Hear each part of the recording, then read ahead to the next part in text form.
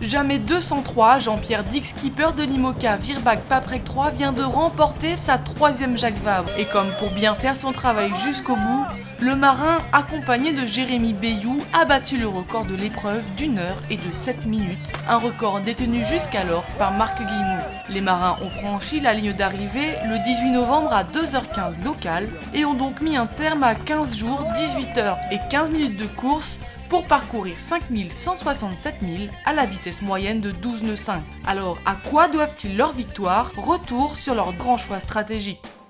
D'abord le 6 novembre, alors que toute la flotte plonge au sud, à la longitude des Açores pour échapper au 3e coup de tabac essuyé depuis le départ, le tandem Dick-Bayou persiste sur la face nord avec Hugo Boss qui finira d'ailleurs 2e et Bureau Vallée. C'est en jouant cette option qu'ils prendront la tête de la flotte pour ne plus jamais la lâcher.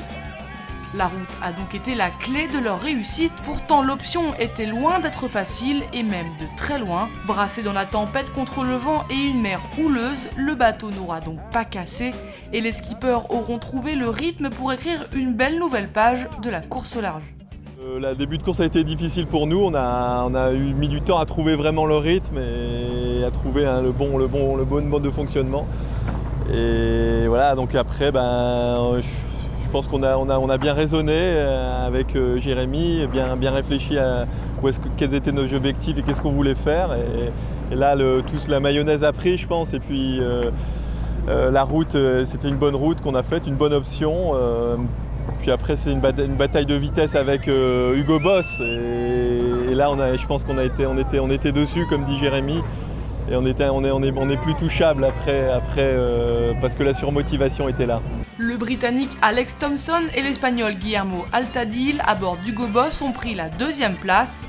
Sur la 3e marche du podium, Banque Populaire avec Armel Lecléache et Christopher Pratt.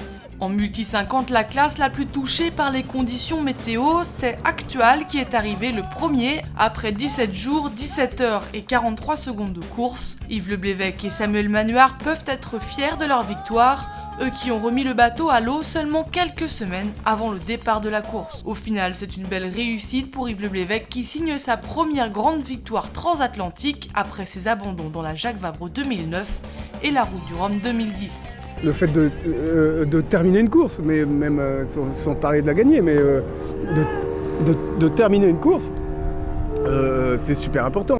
Tous les jours, il y avait un nouveau phénomène météo assez violent à gérer, avec des bascules vachement importantes, avec une mer souvent compliquée à gérer.